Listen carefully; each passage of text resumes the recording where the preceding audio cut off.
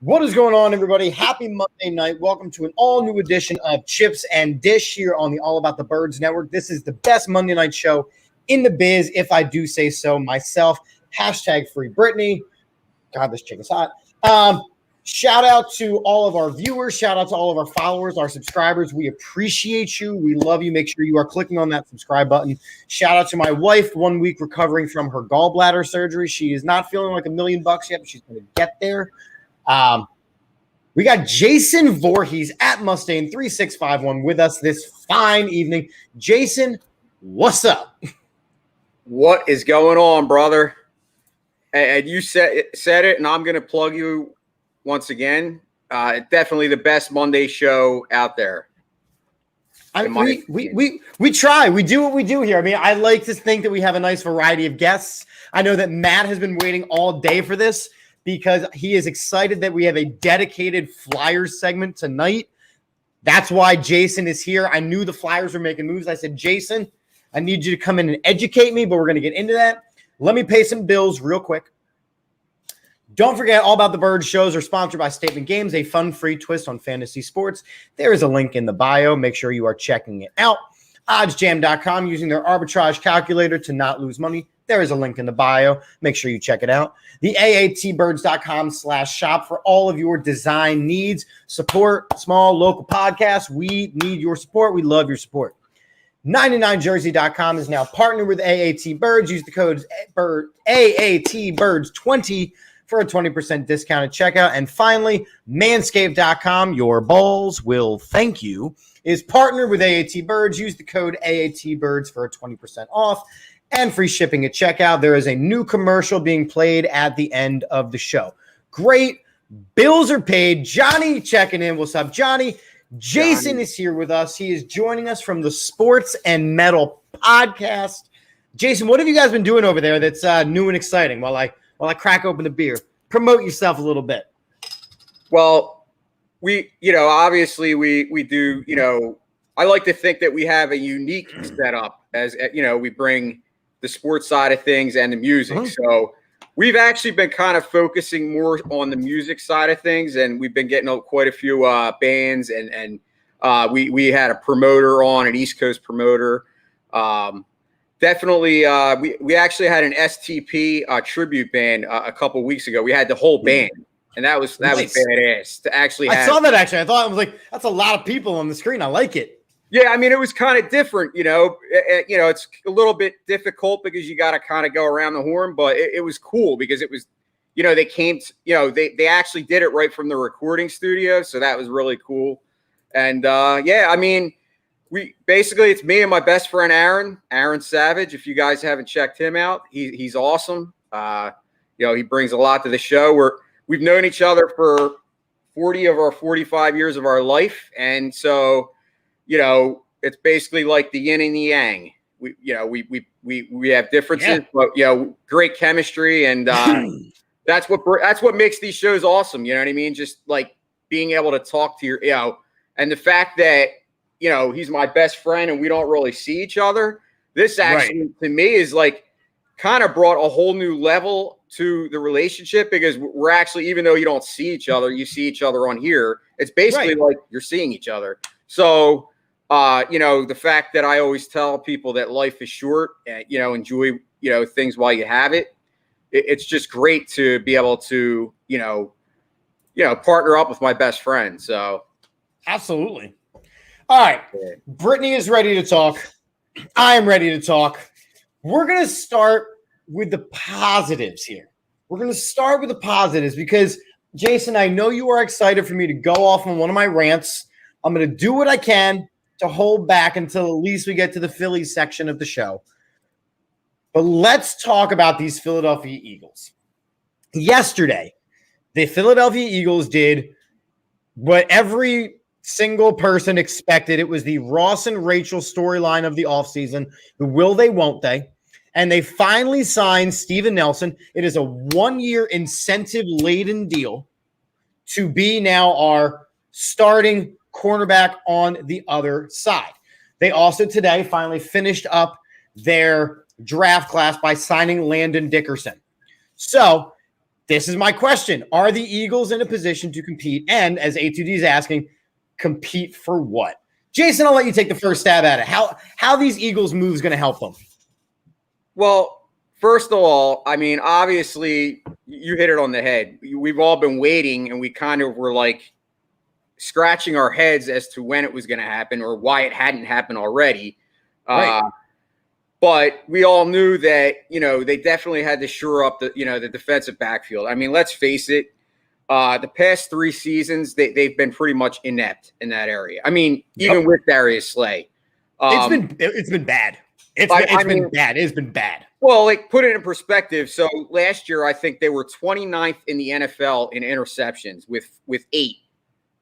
And, they gave up 6.6 yards, an attempt in yards passing. So obviously not a good thing. No. Honestly, Steven Nelson, even though he's not really a super ball hawk, he's not a guy. He's only has 7 career interceptions in his career, but he's the kind of cornerback that we've been lacking for a long time. And now you pair him with a Darius Slay. Now all of a sudden, that actually helps your team in a lot of ways, because obviously we know that the strength of the Philadelphia Eagles on their defense is their defensive line. So think about it. Now that they have better cornerbacks on the outside, you move Avonte Maddox now to the slot where he goes, where he thrived. I mean, when Avonte Maddox is in the slot, that was when he did his best work. So obviously, this helps your team in a number of ways, not just by it's basically, you shored up your biggest weakness. So now that you're, like I said, now you have guys that can cover on the outside. It's going to give your defensive line a better chance at getting to the quarterback, because the problem with it, the Eagles it's not that their defensive line wasn't good the last few years, but they wouldn't have time to get to the quarterback because, guys would get open and the ball would already be out. So I think it does a couple things for me. Like I hear what you're saying. It does a couple things for me. Number one, like you mentioned, it shouldn't be a lot more of these, 5-yard slants that go for 90 yards, because it is like 2 really good corners on either side. It's not them avoiding Darius Slay all game because of whatever joke of a grocery store clerk was playing the other side.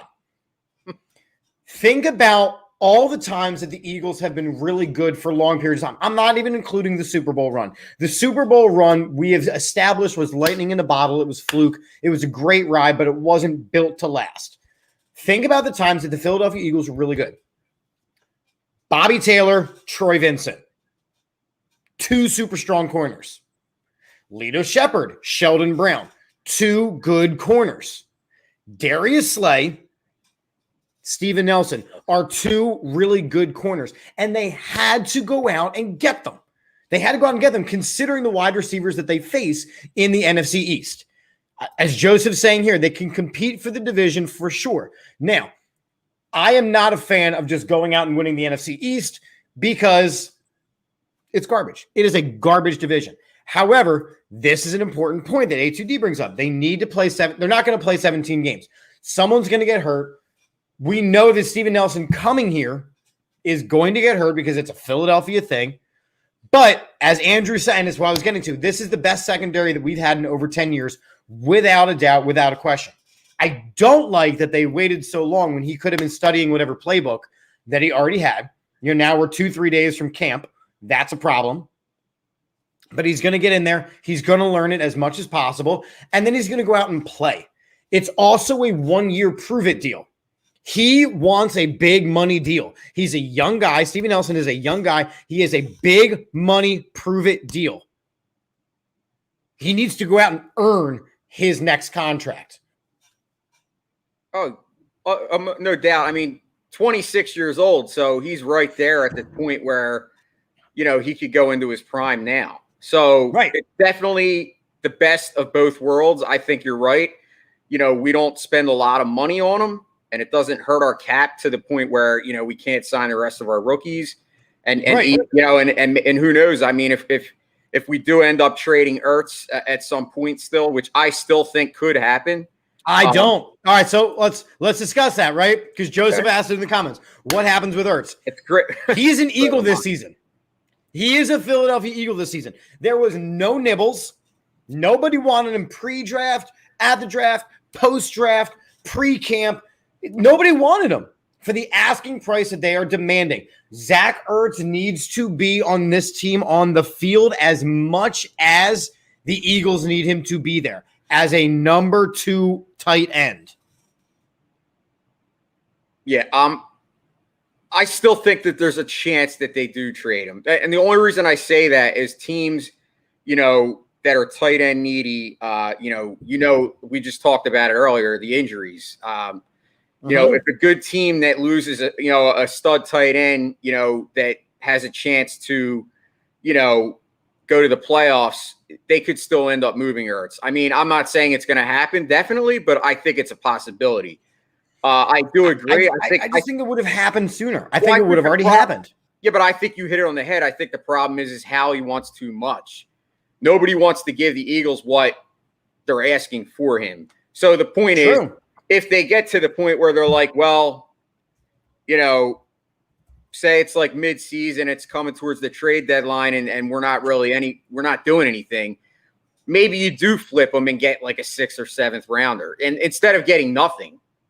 Obviously, I mean, I don't think he's going to rock the boat. Like, I guess the point is that, everyone was saying last year that he was so unhappy and didn't want to be here. But all reports, that I'm hearing are that he's been actually practicing with the team and everything. So because it would have cost him too much to not. And again, you're talking about a competitive dude. He wants to play. Right now, the only team that is willing to have him is the Philadelphia Eagles. I know Don's saying the Bills or the Colts.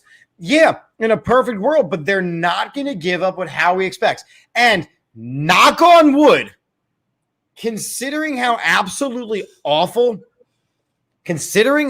awful Howie Roseman has been, he has had a quietly very good offseason. A very good offseason. I was just going to say, you see me on Twitter. I'm very active. Absolutely.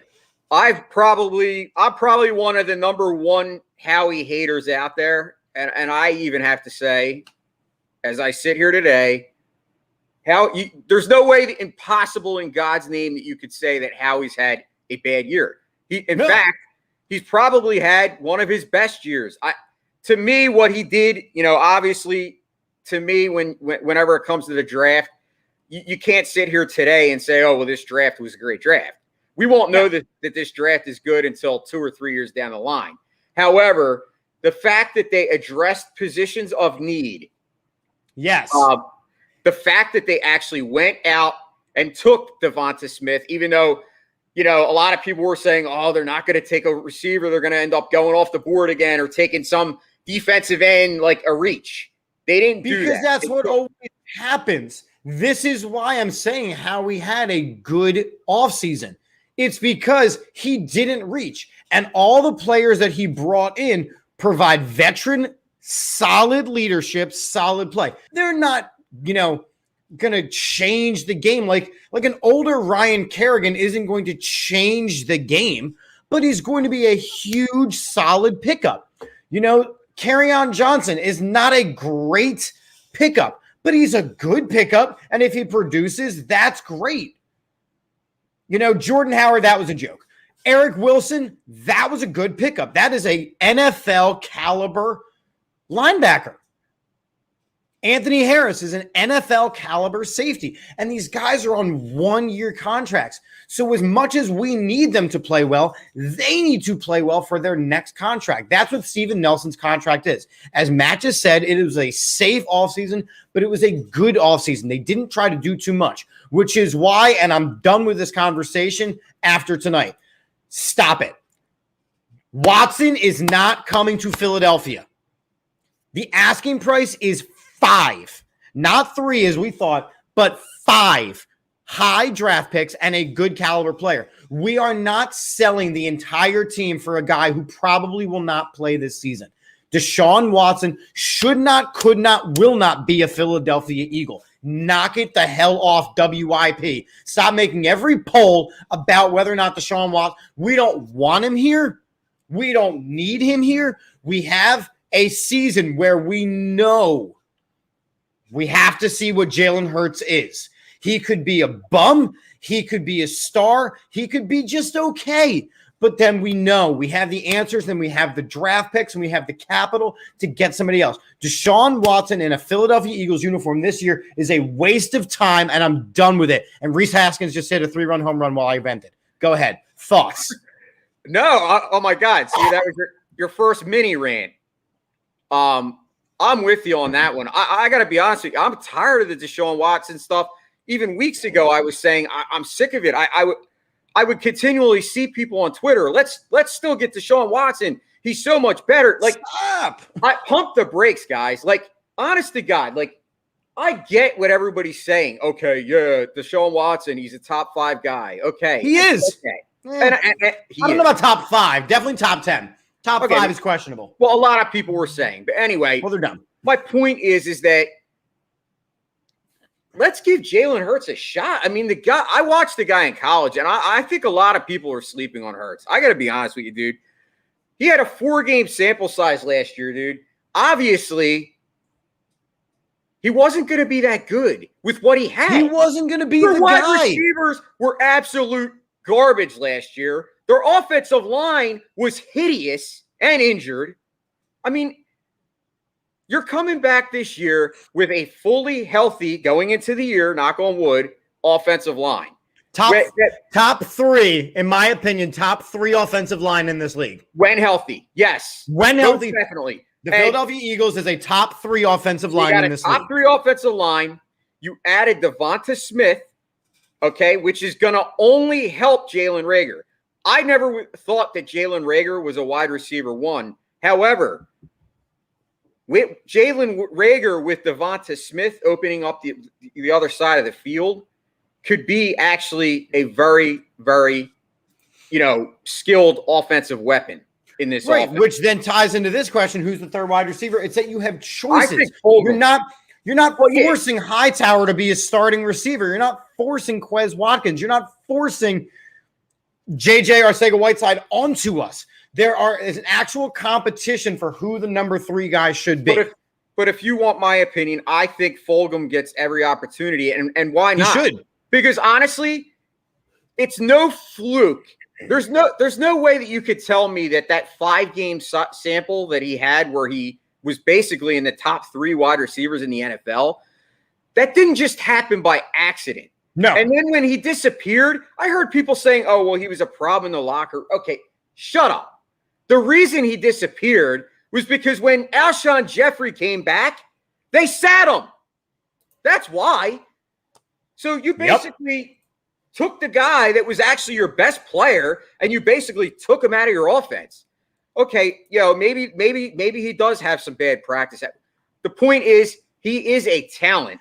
I think if the whole team had bad practice habits. Let's back that up for a second because, again, thank you for the Super Bowl, but Doug Peterson did not force competition during practice, which is why you saw all the soft tissue injuries when you had to go full speed for games. They were not groomed for this. Everything we've learned about Nick Sirianni is you work your ass off at practice and you earn whatever is given to you. You're not going to see these bad practice habits because if you do, you're not going to play. Sirianni owes nothing to any of these guys. Nothing. Yeah, honestly, to answer your question, because I still didn't really answer it. You said, are the Eagles in position to compete? Are they in position to compete? I think most definitely they are. I mean, I'm not saying they're ready to win a Super Bowl. I'm not even saying they're going to win a playoff game. But I definitely think that this offense and the defense have both improved drastically. And I know before the Steven Nelson signing, I had the Eagles going 7-10. That was before Steven Nelson. So I think Steven Nelson could probably sway maybe a win or two because he's that good. And I think it just helps the team overall that much more to actually have 2 good cornerbacks. So I could see them being like an 8-9 or a 9-8. And I'm not saying that's great, but I think that would be a good step forward. So my point is I think they can compete. Do I think they will? Probably not. But you know what? We could be surprised, dude. We really could. I mean, this is the NFL. So they are definitely, without a doubt, better than the 4-win team they were last season. 100%. Now, does Jalen Hurts take them to that next level? We need to watch and see. Is Sirianni an NFL coach? That's something that we need to see. Can these guys stay healthy? That's something that we need to see. Is the offensive line going to stay healthy and keep Jalen Hurts upright? Something we need to see. Is Devonta Smith going to actually play at a level that he's going to, even though he's a skinnier wide receiver? There's a lot of questions. I'm not ready to lock in my pick yet for their record, but I will say they are better than a 4-win team now. And with that, let's talk about why you are really here. Everyone who watches my show knows that I am a kind of a born-again Flyers fan. I like hockey. I love the Flyers. I want them to win, but I stopped watching the game. So last season, I really started watching the Flyers again. And on Monday nights, they would win. Matt in the comments, Matt knows that. When on a Monday night, the Flyers would win during my show, and I would watch it. Then everything went to shit because they had absolutely no defense. Carter Hart was getting lit up like it was straight up shooting target practice with no defensive help. So what the Flyers have done is they've made a ton of moves, ton of Flyers moves. Jason's going to break it down. Here's my layman's view of what they did. And you can then tell me whether I am way the hell wrong or way the hell right. The Flyers bolstered their defense. They got rid of some serious cap casualties. I think they were kind of thrown off by who the Kraken took because they wanted the Kraken to take one of their big money guys, and the Kraken were like, nah, we're good. Then they literally gave players away for absolutely nothing. Literally said, please take this guy. Please take this guy. And then brought in defense. How'd I do? Honestly, you just nailed it. I mean, in a layman's way. I mean, no, you did. I know. I got to be honest with you. There's a lot of people out there that are still a little annoyed and perturbed about one of the moves that the Flyers made, and we'll get into that. But yes, please do. The bottom line is this team last year was baby soft. I mean, oh my God, yeah. They were one of the softest teams I've ever seen. I was embarrassed to call myself a Flyers fan last year. Okay. This team was an absolute disgrace, and you hit it on the head. I was totally disappointed and let down because I had super, super high hopes after the previous year when they actually had a very good team and they went on a deep run in the playoffs. But then what happened? Matt Niskanen retired. I'm saying his name wrong. Niskanen. Why? I don't know why I was stumbling. He retired. It doesn't matter. That guy. Matt Niskanen retired, and basically they forgot how to play defense because you hit it on the head. They were 31st out of 31 teams in defense, the worst in the NHL. So to me, Chuck Fletcher came into this year and he said, I got to change two things in this locker room. A, they needed better leadership. Mm-hmm. And B, they had to fix the defense.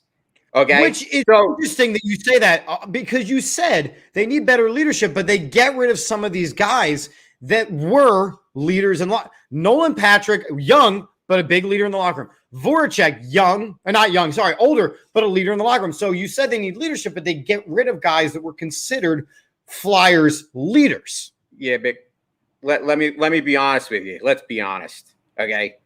Nolan Patrick, and you know, there's a lot of people that don't like my takes. We know that, but that's not, we have our own takes and we have our own opinions. Opinions are like assholes. Everybody's got one. Nolan Patrick, he never developed, right? He needed a change. Let's face it. The guy was a number 2 pick in the NHL draft. Okay. It's not his fault that he wasn't a generational talent, and it's not his fault. It's not the Flyers' fault that the year that they had the number 2 pick, that there wasn't a generational talent to take. Okay. So those two things can be true.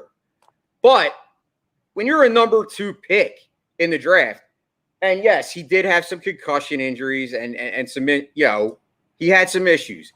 The bottom line is Nolan Patrick never developed into what he should be. And for me, I thought it was time to move on. So obviously, to me, it's kind of an addition by subtraction thing. I didn't consider Nolan Patrick a leader because if you saw a lot about, he didn't want to even be on the team. Like there was comments that he didn't even want to be here. So you know what? To me, goodbye. You don't want to be here, then I don't want you. Okay. Jake Voracek, talk about a guy that's overrated. The guy put up huge numbers. I mean, you look at it, you look at his 10-year career. It's hard to believe, dude. He was on the Flyers 10 years. That's a long time, right? I believe it because that name I remember from before I stopped watching hockey. 10 years he's been on the Flyers. But during that 10 years, what did he do? What did he ever do? Like, the Flyers haven't done anything. That's my point. So you had guys great regular season numbers, right? Great regular season numbers.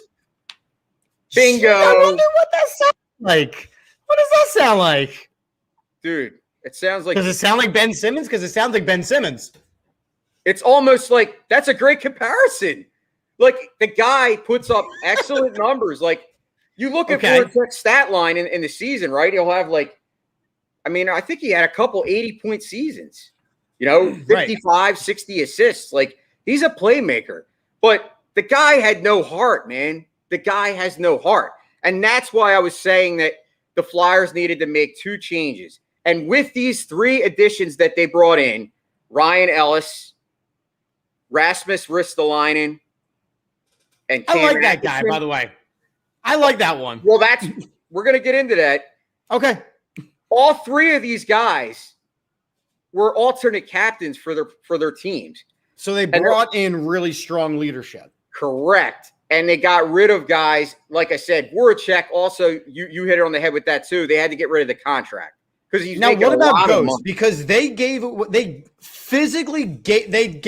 Ghost and contract and draft picks in order to get rid of a player. Now, I don't think I've ever seen that in any sports where you're saying, please, for the love of God, take this guy who's been a complete member of the Flyers for a very long time. No, and so that's why a lot of Flyers fans were perturbed and angry at the Rasmus Ristolainen trade. Okay. It wasn't so much that they're saying, oh, the guy sucks, although there are some people out there that's saying that. But it was more so that they were saying, okay, it was a huge overpay. But remember, this team wasn't going to get better in 1 year. I mean, there's a lot of work that Fletcher had to do. And I got to be honest, dude, I'm giving him an A. That's my grade.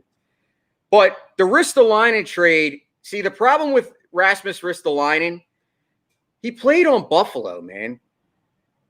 The Buffalo Sabres have been one of the worst teams over the last 10 years. They're terrible. Every year. So he's the best player on a garbage team. Correct.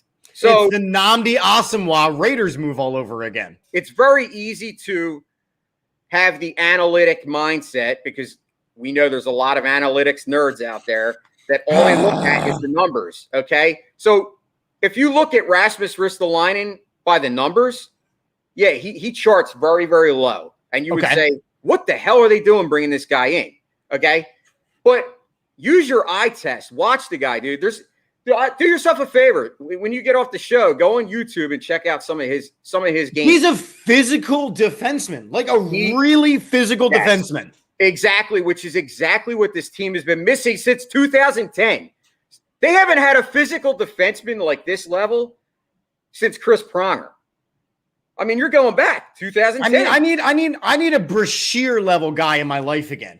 That's what I need. I want a Brashear, like Desjardins, like knock him the hell down defenseman.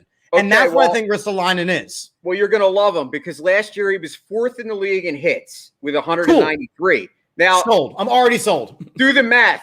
The last year, the Flyers' leader in hits was had 141. It was Scott Lawton, who's a good player, but dude, do the math. 200 hits, 141. I know hits aren't everything, but it kind of tells the story. The problem with the Flyers, it's hockey. It's hockey. Hits are something. Hits are something. Taking shots on goal is something. So that's one thing that I do need to ask you because, again, as one of the Flyers experts that I know, they bring in a defenseman. They get rid of players that have scoring ability. Yes, they bring in Cam Atkinson, who has some scoring ability, but it seems like they leaned heavier on the defense rather than the offense, and the offense wasn't very good to begin with. Who is taking the shots? Yes and no. I think the problem is, like I said, I didn't expect – dude, the collapse that they had last year was enormous. It was epic. So I couldn't foresee them coming into this year the way that the cap is structured, having a – what do they call it? A soft cap or whatever, hard cap? Stagnant cap. Correct. It's not like the NFL where it changes. It's like the same every year. And, you know. I did my research for this, man. I had to learn the phrase stagnant cap. That's all right. But where they were with the cap, you couldn't foresee this team coming in and changing the whole roster. But like I said, what they did with these three moves is they brought tenacity, energy, leadership, and as you said, bolstered the defense. Where are they going to get the offense? Well, a comment was just up there. I think TK, Travis Connectany. Correct. I think obviously it's a what if, just like we just did in the last segment with the Eagles. There's a lot of what ifs. But I think the hope is that Travis Connectany bounces back. We know he's more than capable, and he is still fairly young. Now, here's the deal. I think that the Flyers could make other moves to get an offensive skilled position guy, but it would take where they are with their cap. It's hard. That's my point. Like, you could start trading some of your prospects or your young guys. Like Cam Nolan? Well, no, you don't want to trade Cam York, but I'm just saying Cam York. Sorry. Yeah, if you really Nolan Patrick got it. Yeah, you got Cam Atkinson and Cam Nolan. Right. Lots of Cams. I think the point is I think they had to fix the defense, which he did. I think your offense is going to get better because I think Konechny does bounce back. I also think Morgan Frost, I think they're banking on him being healthy. And I think it could be a big, I envision Morgan Frost kind of maybe being the Joel Farabee of this year. The guy, that player that kind of steps into that role and takes the next, takes Farabee was to great. the next level. Well, no, that's Farabee was great. So I think that if Farabee continues his progression and gets better and continues to get better, I also think that Claude Giroux, I know there's a lot of haters out there. And listen, Claude Giroux's kind of in the similar boat as far as, Voracek in the playoffs. But Claude Giroux, I think he's not one of them guys you could say he doesn't care. He's just not, he's not a loud vocal leader. He's kind of more of like a quiet leader. But he did comment like on his exit interviews that he's very pissed off at how the season went and he's looking forward to fixing his game. But that's what I need out of a player like Giroux, out of a franchise player like Giroux. Adam, they're not going to go out and get a goalie. The goalie is hard. The goalie is hard. What they needed to do, and what I think they have done, is they had to surround him with somebody and some people in front of him that don't have him facing completely open shots all the time. Yeah, I think, and we didn't even talk about Ryan Ellis. I mean, Ryan Ellis, he's not the Rasmus Ristolainen, but he's the guy that brings the energy. He's also, don't forget, the guy has done a lot. I mean, not that they didn't win anything in the playoffs, but they did go to the Stanley Cup Finals. Right. And he's got a lot of playoff experience. So that's key to bring in some guys that have some experience. Like Rasmus Ristolainen, he's the one that they brought in that doesn't have the experience. But Ryan Ellis and Cam Atkinson both have playoff experience. That's huge for a team as young as the Flyers. Because let's not forget, the team that, only a year ago went to the playoffs, that was the first time that most of those guys even tasted the playoffs, because Claude Giroux was the only guy that really was a consistent guy. You know what I mean? Couturier, I'm hoping that he's healthy, because when Sean Couturier is healthy, he's their best player. He's a stud. He's a stud. So I think, if Sean Couturier is back to being healthy this year, you add Ryan Ellis, I think this team's definitely going to go back up into the realms of being a playoff caliber team. It seems to me that it's been very sudden. Like you said, 2 seasons ago, they were a very good team. Last season, they started out as a good team, but then had an epic letdown. So for them to have a complete overhaul of their roster, which is what they seemingly have done here, it worries me. It worries me that they needed so many pieces just to get to be a playoff caliber team, when before the season started, they were favorites for the Stanley Cup last season. Yeah, but I also believe that, you can't take away experience. And Matt Niskanen, he was a stud with Washington. I mean, let's face it. I'm not saying one player changed the whole thing, but I believe that there was a chemistry issue in the locker room. I really do. And I think it was evident when AV, even the year that they did do well in the playoffs, remember AV was calling out the veterans? He was calling out Voracek really often, dude. And you didn't hear a lot about it last year towards the end of the year, but there's definitely was something. I'm not like one of these plugged in guys. I'm not a Jamie Bascal, who obviously I write for Flyers Nitty. I'm not as plugged in as some of these guys, so I don't profess to know all the ins and outs of the team. But there was a definite. It doesn't take a rocket scientist to realize that there was something missing in that locker room. So I think you almost had to have an overhaul in a certain extent. So you got rid of Patrick, who didn't want to be here. You got rid of Voracek, who I think, like I said, that guy had 90% of Twitter blocked. The guy he was just not. Yeah, he did. Nice person. That's a strong move to show like how mentally strong you are. That Twitter haters were the ones that got you. Point blank right there. Bingo. You just hit it. I mean, like I need a dude who's like, Listen. I don't want a That's guy how who you feel. on Twitter. No, listen, let's tell you what. If that's how you feel, you can meet me here and we can have that conversation. Like, I need that level of energy. Don't block. If you're a professional athlete, either get rid of your social media, have somebody run it for you. Don't go block and play. Like, come on now. Yeah. That's garbage. Yeah, and I think that's really kind of what happened here. I think bringing in some leadership is going to help the team because I think obviously all the guys they brought in, Atkinson and Ellis, they're vets. And Ristolainen is still only 26, or I think he's 26, so he's still fairly young. You're going to have to re-sign him, obviously, because if you don't make this move and then just let him walk, then it's a colossal. Then it would just not make sense. I don't think you go out and get a guy like Ristolainen if you're not going to re-sign him. So I think the plan will be to sign him unless he has a bad year this year, and then you just kind of got rid of some contracts. But like you said, you got rid of Ghost. I actually liked Gostasphere, but once again, he was fan favorite. He's a fan favorite, but it seemed like his contract number was way too high. It was way too high for what he was giving you. Yeah, I mean his production didn't match the contract, and the problem with hockey is there's a lot of guys like that. Think about it.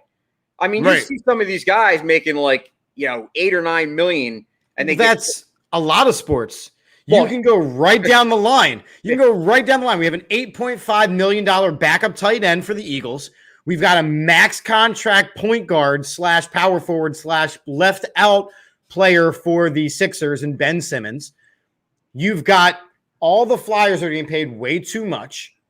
And for the Phillies, you've got a Bryce Harper who is not producing at that level of contract. Players are getting overpaid because the market is inflated. Yeah, you're right about that. Oh, Ghost, yeah, he was. His first year, he was awesome. Matt, there you go. We signed Jason Peters again last year. Inflated. By the way, Ristolainen, here's what I love about it. And again, I'm doing research as we go. I'm going from casual fan to like learning stuff. Not only did you say he was 4th in the league in hits last year at 193, his seasons before that, 203, 235, 206, 195. So it's a consistent almost 200 hits per year, which nobody on the Flyers was providing. Correct. I love this guy. I do too. And I couldn't believe the blowback from some of there was like people screaming, on Twitter. And like, I was like, I can't understand. Yeah, he just said it. 194 in a short season. Don't forget they didn't play 81 games. That's true. So he would have been well over 200. Correct. So I think the Ristolainen deal, a lot of people are just looking at the numbers. And let's not forget, he had 4 40-point seasons. 40 points for a defenseman is actually pretty good. So very good. People that are hating on the trade, either I don't want to say they don't know how. I don't like to sit there and play that role and be like, oh, you don't know what you're talking about. But I think that they're not really familiar with the guy because let's face it, how many guys have watched in this area, in our market, have watched Buffalo games besides when they play the Flyers? I'm going to say probably not a lot there, Bob. Yeah, I mean, so I don't think anybody's really even seen the guy. That's why I said, go check out some of his YouTube hits. I saw a hit he put on Alex Ovechkin, who's a big boy. Mm-hmm. He laid him out, man. He laid Alex Ovechkin out. And it was a clean hit. He's not a dirty player either. Here's the thing, and I think it's a little bit of what you said, them not really knowing, but I also think it's when you start to get rid of, and especially with the Flyers, because there are a lot of people like me who are these come and go Flyers fans. I think when you start to get rid of the guys that people know, there's automatically hatred for the new player coming in. And in that situation, players don't know the new guy coming in. So they're like, oh, well, he must be terrible. He's awful. He doesn't score goals. Okay, but a couple of the guys who you just got rid of didn't score goals either. Just because he's new doesn't – this is a good hockey player. This is a good young hockey player. This is it. His job isn't to score goals. Like Don's saying, he's protection for Hart in the net. Because if you're going to build a team around the goalie who might be a generational talent that is already in the net, He has got to build some confidence, and you don't do that with a shoddy defense like they had last season. And not only shoddy defense, you had players that would get hit and nobody would come to their defense. Nope. The team was almost silent. I mean, there was no fire in the Flyers. Yeah, you're not going to have that problem adding these three guys because all three of these guys will, if somebody hurts one of our players, they will be in their face. Now, Guaranteed. real quick, how do you feel about the fact that they didn't draft they didn't draft anybody in the first round? Their first pick came in the second round. The guy's name was, hold on, I bookmarked it so I would remember it. It was Ty Murchison. A defenseman, a USA defenseman. Oh, that's the fifth round, excuse me. No, they took a sniper in the second round. I don't know his name. So they do have players that they added. That's good. And but they again, got a goalie in the third. They took the goal. I did a little research. The goalie's actually he looks like he could be a good pick. I mean, at the third round. I mean, don't forget Carter Hart was taken in the second round. I mean, you could get goalies. You don't always have to get the top goalie. It's just kind of Tuamala. Yeah, that's the guy they drafted. Yeah, I think the problem with hockey is, like I said, it's a crapshoot just like the rest of them. The thing with the hockey is, think about how we as Flyers fans always say, damn it, why can't we get a Sidney Crosby or an Alex Ovechkin? Well, the reason you can't do that is those guys don't come around every year. They come around once every 5 years. And if you're not the team that happens to be bad for 5 years and then gets that pick, you don't get the generational talent. You get the Nolan Patricks or the second tier guys. So I think that was another thing that I was saying. I said that the Kraken, they're going to pull off the NBA. They're going to pull off the NHL version of the process because they went all shitty players because they want to do bad so they can get that generational talent.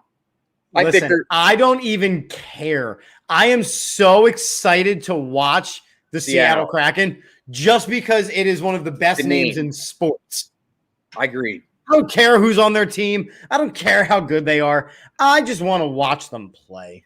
I agree. I can't wait to go to our second game. October 17th, right here in Philly. Well, then I'm going. I'm going to buy I might have to go. I'm not going to lie. Let's get tickets. We'll go. We'll make it all about the Birds event. Let's go. Yeah, I'm pretty sure it's October 17th. I think it's a Saturday. Hold on. Where is it? No, it's the 18th. Excuse me. It's a Monday night. We'll make it an event. Listen, I will broadcast. We know the Flyers do well on Mondays. Yes, they do. Good luck, charm. Chips and dish from the Wells Fargo Center. Yo, I'm in. I'll take the hit on my data plan. No, we got to do it, man. I see talking 215. They've been doing some shows at the Phillies games.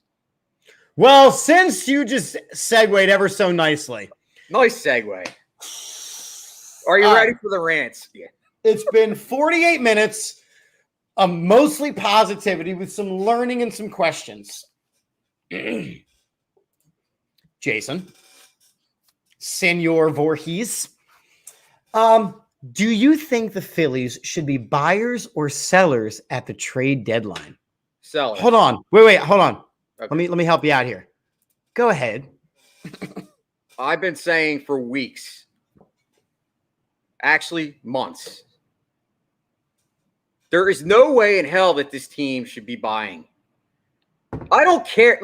I'm tired of everybody that's sitting there saying, oh, we haven't been to the playoffs in 8 years. Don't you want to see playoff baseball? No, I don't want to just see playoff baseball. This team is a train wreck, okay? They're inconsistent. They play like shit, okay? The only reason everyone was getting their hopes up and wanting to buy in the first place is because they had a couple good games where they scored 13 runs and then 15 runs. This team is absolutely pathetic, okay? Their farm system is not getting any better. It's not going to get better overnight. I get that, but it sucks, okay? And you're sitting here telling me that you want to buy You want to buy, and you want to give up absolutely whom? Who do you want to give up? There's no one to give up. The cupboard is bare. Now, you have Mick Abel. To me, this is it. This is all I care about as far as Phillies process. Mick Abel, Bryson Stott. The end. Okay? Wait, I don't care Mickey who the rest of them Moniak are. isn't the next big thing? Spencer Howard isn't the next big thing? Go ahead. Go ahead. I'm lofting him up there for you now, Jason. Dude, Go ahead. Spencer Howard is an absolute joke, okay? I'm tired of it. I tweeted this out. He's nothing. He's terrible. Whether the Phillies ruined him or not, the guy listen, that has nothing to do with the Phillies. I'm sorry. He's soft. He can't throw for more than 3 innings. He loses his fastball. What is wrong? I mean, I Chip, I don't know, man. I'm going to lose it. I think you might lose it before me, but I don't get it. From the missus. Whoa. Right? I'm watching the game with her before we went live, and I said, because she's saying, hey, he doesn't throw super hard. I'm like, yeah, he throws like 94, 95. I said, but after his first at bat, that's going to drop down to about 92 at the highest because he gets tired. And then he'll get pulled. So I had a conversation with the missus, and I said, the problem with Spencer Howard is after he bats, he doesn't throw well. And she rolls her eyes, and all is good in the world. 1 inning later, as I'm setting up the room here, Spencer bats and goes to pitch, lets up 3 runs and is pulled after 3.5 innings. Basically, I was right. And why do I do this to you? Because you are wonderful. You are fantastic. And you had a conversation today with John Kruk about hot dogs on Twitter. If you don't follow my wife, at Tila Kegs right there, she literally had a conversation with John Kruk about the hot dog counter. Oh my God, that's awesome. But Spencer Howard is a bum. He is a bum. He's not even a reliever. They try to do the whole relief pitcher thing. That ain't it for him. He has absolutely no endurance. So here's what you have with the Phillies right now, and here's what's infuriating. There is a possibility that if X, Y, and Z happen, the Phillies can be 2.5 games out tonight. It's the NFC East all over again. 2.5 games out of what? The Mets are going to pick up Chris Bryant in the next 24 hours, making them a solidified stud. The deal's already done. Buxton is staying in. Buxton is staying with the Twins, so he's not coming. Everyone at this point, Kimbrel is either going to San Diego or us. But if I'm San Diego, or if I'm the Cubs, I'm looking at San Diego's minor league system and going, "Yep, that's where I need to go," because, like you said, we have nobody. So one player is not going to fix the Phillies. Here's what the Phillies have right now: they've got a stud starter in Zach Wheeler. 1. They have got an every 4th or 5th start. Great starter in Aaron Nola, but besides that, mediocre at best. And you and I have had this debate. You and I had this debate off the air tonight. It's no longer a debate. Aaron Nola is not an ace. I said it before the season started. Aaron Nola is not an ace. He is too inconsistent. He is not trustworthy. So you've got one really good starter, one starter. Zach Eflin is pretty good, but right now he's on the injured list. So here's what you have with the pitching. You have Chase Anderson, who is a bum. You have Vince Velasquez, who is a bum, who is bitching that he got pulled after 53 pitches, but letting up 13 or 14 or 15 or 16 runs. Oh, well, normally I give up 5 runs and let me keep pitching. Okay, but he didn't this time because you threw 53 pitches and let up 5 runs. Stop it. Matt Moore, not even a bum. He wishes he was a bum. Spencer Howard is a bum. So you have 1 3/5 quality starters. You have got one of the worst defensive teams I have ever seen. You have no bullpen.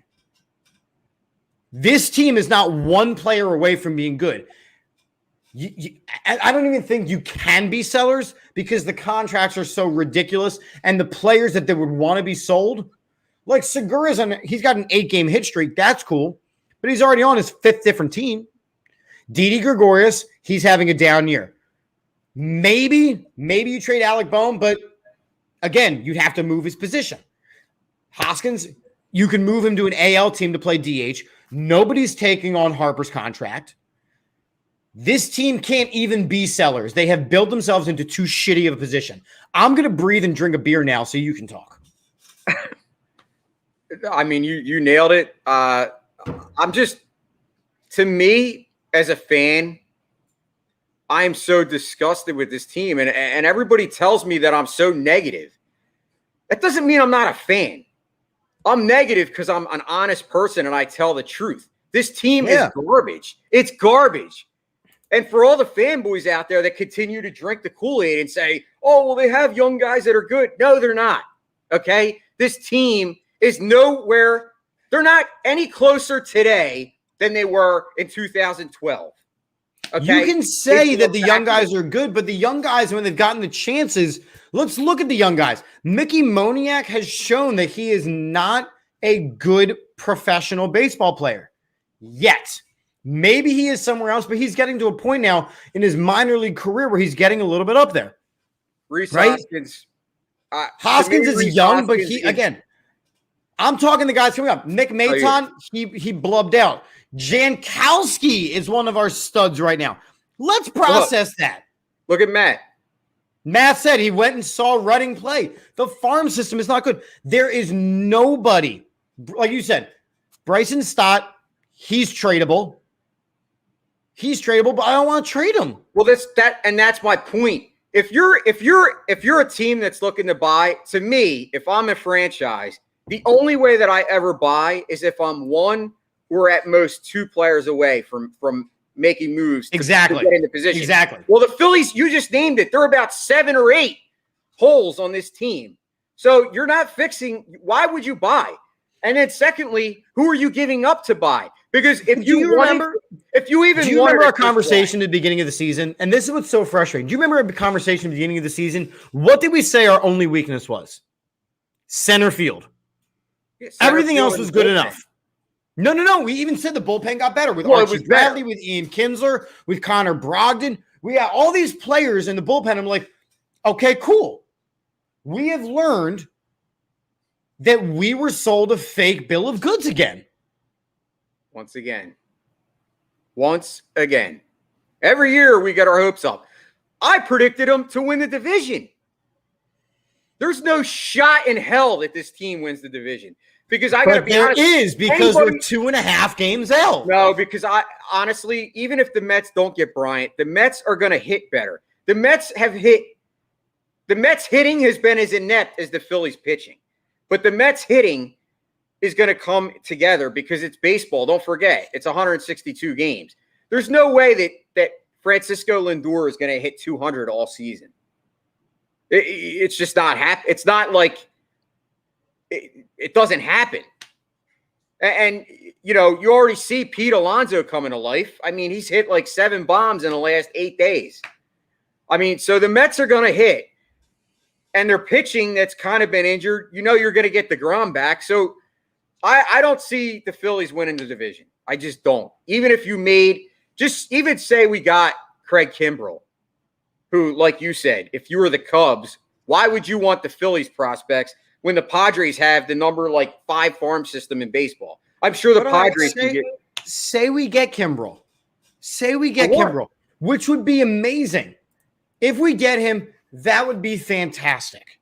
Yeah, but however, that's one position. You still haven't solved who's starting to get him there. And Matt, that's what I'm trying to get to. To close what game? You got Narrison right now. He's going to give up 14 runs in the top of the 8th inning because that's what he does. But we were told, oh, he's a closer.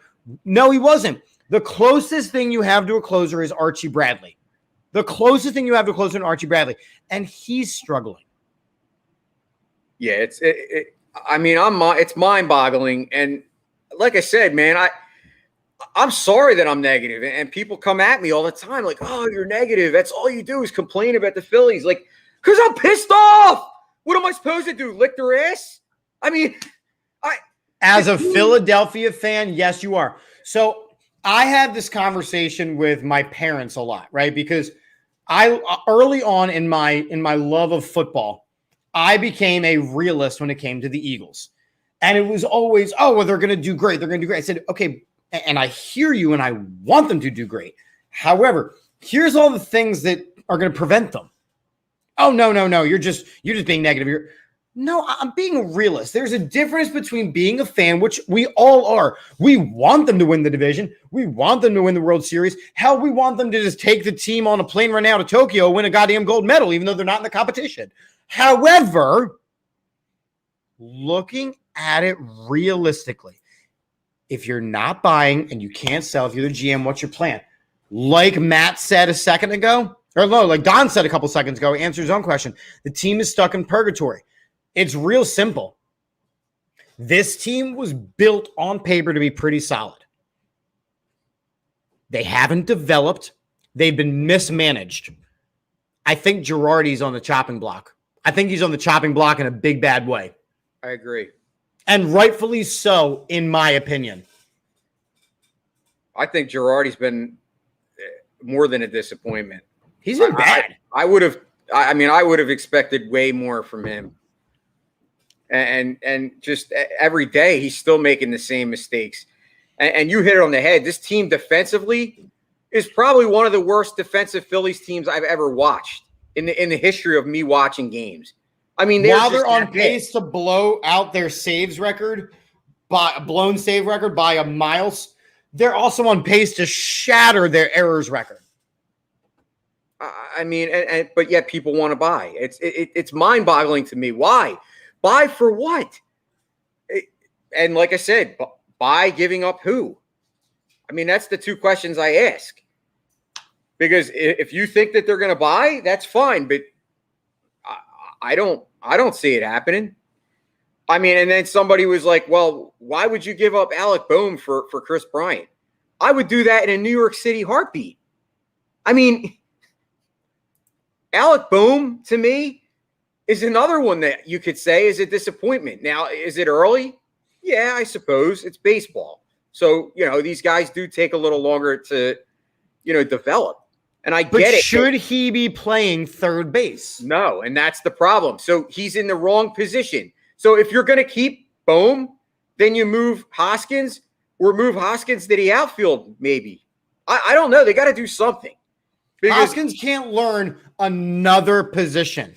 What's going on right now? And with the way you signed JT Realmuto, at some point you have to have a conversation about JT learning first base. I agree. So you got three guys. You got a logjam of mediocre first basemen. Yeah, they're definitely in purgatory, and I don't have an answer because I don't know what to do. I mean, to me, like I said, I would sell, but you're right. I don't even know if they're in a position now to sell. I think I would get the market on Segura. I would see what you could get. The guy is hitting 300. I mean, right. He has built his own market up. It's possible that you could get a couple, maybe a prospect for him. I would think about it because at this point, like I said, what are we playing for? We're not. What that also would do, to be fair, what that also would do is that would keep Torreyes up at the major level. I like Torreyes. I like him too. But again, you want to talk about managerial mismanagement. Perfect example is tonight. Torreyes is told to bunt. That's an easy out. Odubel's been ice cold. Brad Miller strikes out. You gave an out after Hoskins hits a 3-run home run. You gave them an out. Yeah, it's not they're not fun to watch. I mean, I'm not gonna lie to you. I haven't watched a whole Phillies game this entire year. Now that's part and parcel because baseball is boring. Still 4-3, Matt. Still 4-3. Going into the bottom of the 8th. Yeah, but also because they're so bad. I mean, but like you said, it's not that I don't want them to win.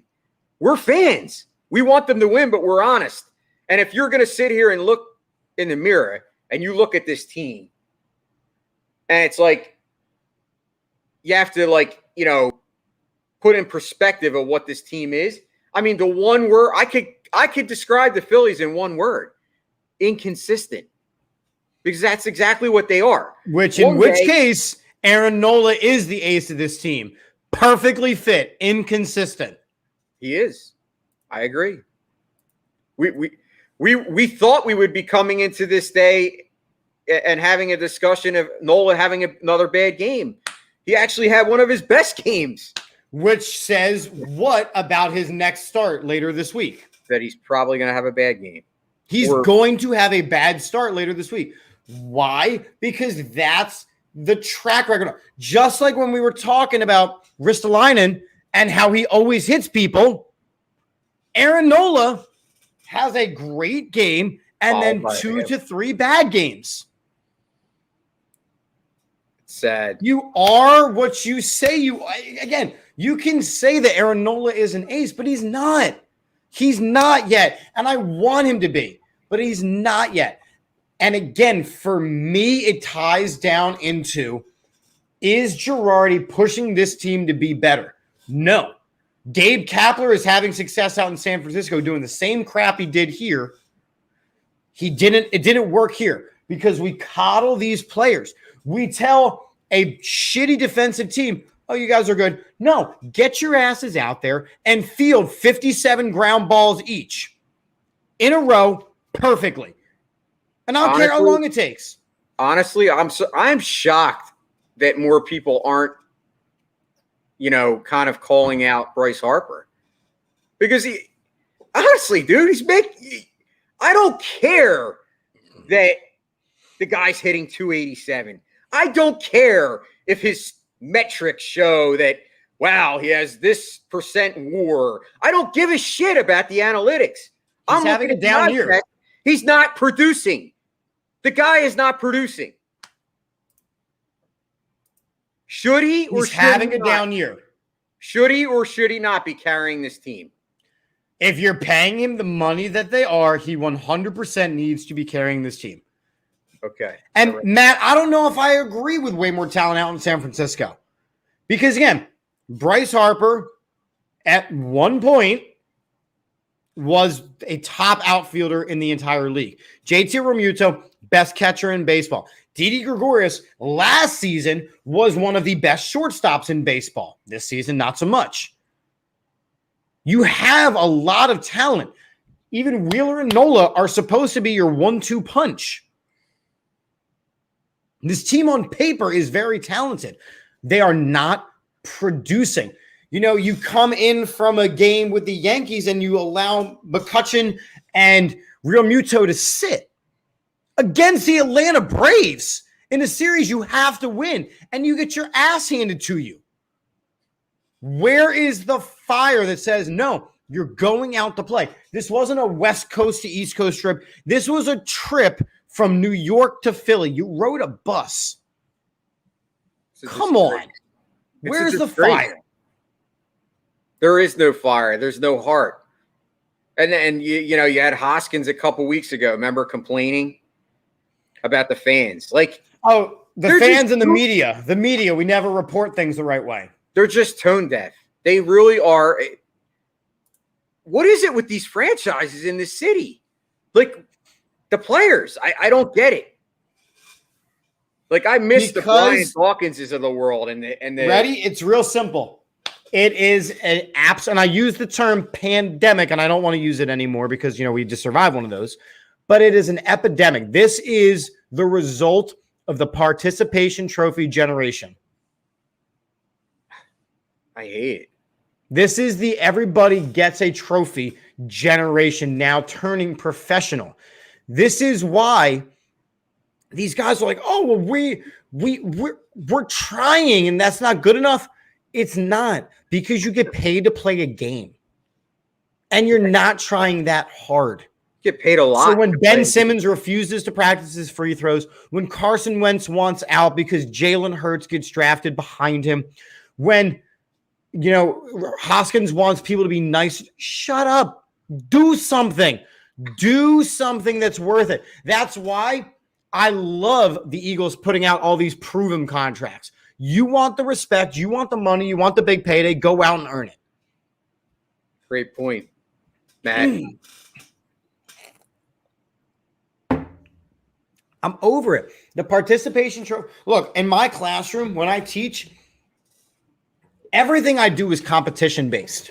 I put the kids against one another. I have them doing races to solve problems. We do escape rooms. We do competition after competition after.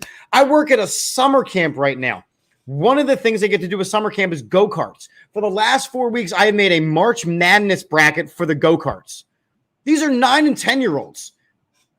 These are 9 and 10-year-olds, and I have them competing. And the one kid has won it 3 straight weeks. And why? Because he wants to compete. He cares. He cares. And the ones that don't want to compete, they don't win.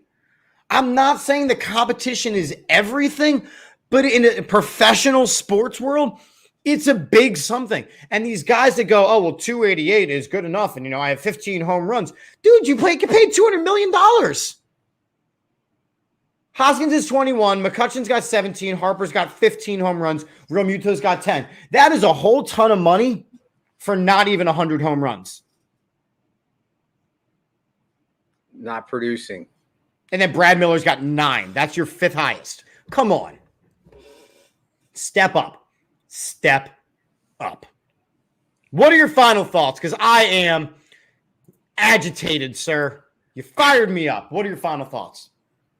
Well, my final thoughts are, we were definitely positive about the Eagles and the Flyers direction. I think both of those franchises are kind of at least on the right path.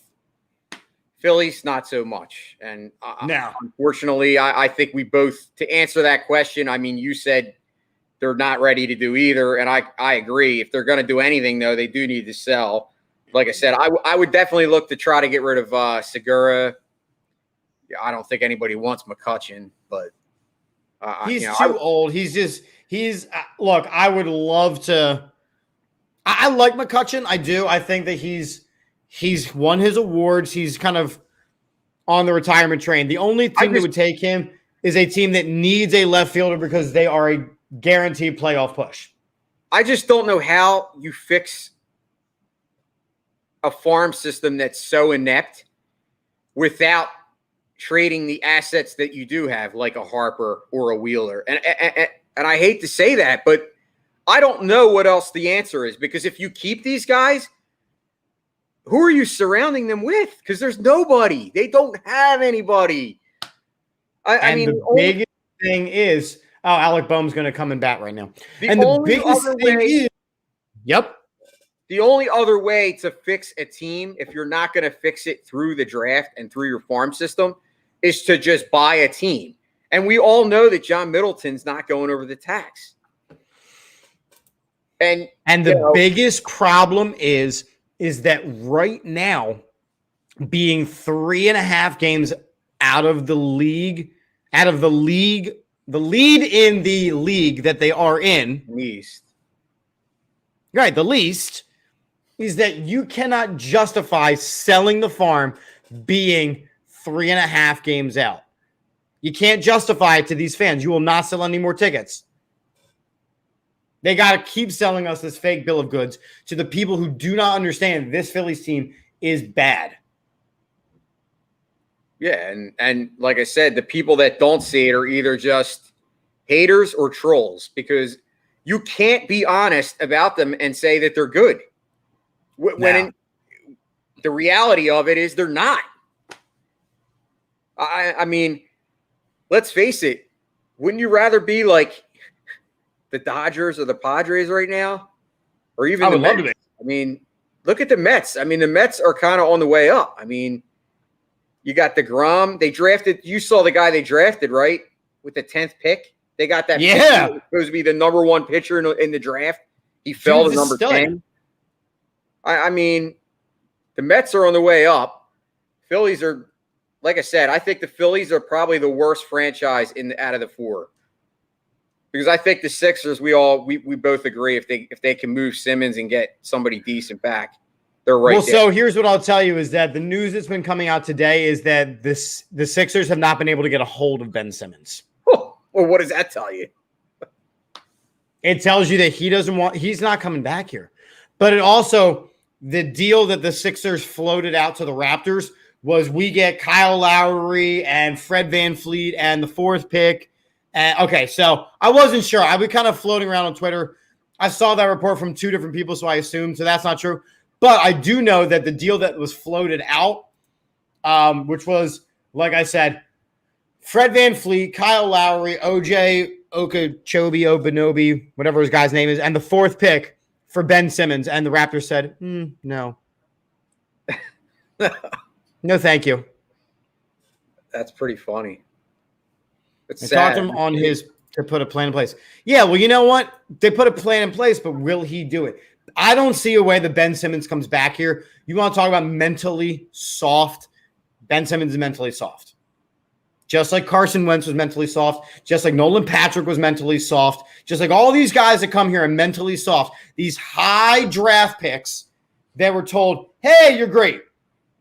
And then they come here to a very tough town. Look, there's no denying that Philly is a tough town. You got to play hard. You got to play hard, and we will respect you. You got to have a little bit of flair, and we'll love you. Got to have mental toughness. Got to have mental toughness. And on that, let me pay some bills. This has been Chips and Dish. We do this every Monday night. I want to thank Jason Voorhees at Mustaine3651, co-host of Sports and Metal Podcast, one of the All About the Birds writers. It was a pleasure having you on, my friend. This was a good time. I appreciate it, man. Like I said, I needed help breaking down these Flyers moves, and I knew you had the insider info. I mean, it's one of my favorite shows out there. So I missed you. I missed you in the comment section tonight, but it was cool because I had you going back and forth with me. Yeah, let me pay the bills, man. You go. Statement Games, they got insider info. Front free twist on fantasy sports, link in the bio. OddsJam.com, Arbitrage Calculator, link in the bio. AATBirds.com/shop. All your designs. 99jersey.com, AATBirds20 for a 20% discount at checkout. Manscaped.com, your balls and your women will thank you. AAT Birds for 20% off and free shipping at checkout. I have been Chip Keggy. This has been Jason. We end every show here with the Go Birds. I'm not quite out of beer, but we'll say it anyway. I'm out of beer, so we're out of here. Go Birds. Go Birds. See you guys on Wednesday for the Eagles Weekly Report. New commercial coming your way. Peace. The Olympics, Euros, baseball, major championships, and concerts are all in this summer. You know what isn't? A wild and hairy bush. Tame your pubes with help from our friends at Manscaped, the leaders in below-the-waist grooming.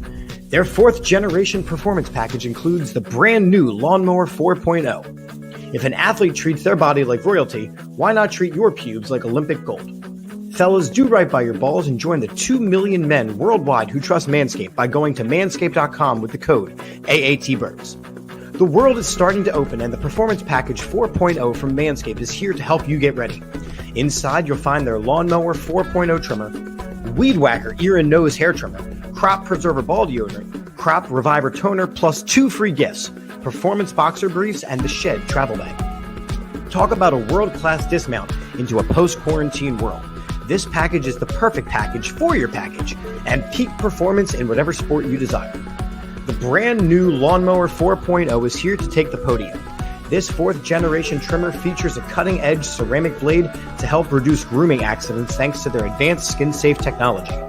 The Lawnmower 4.0 has a 7,000 RPM motor, a new multi-function on-off switch can engage a travel lock, and gives you the ability to turn the 4000K LED spotlight on and off when needed a more precise shave. Did I mention this trimmer is waterproof too?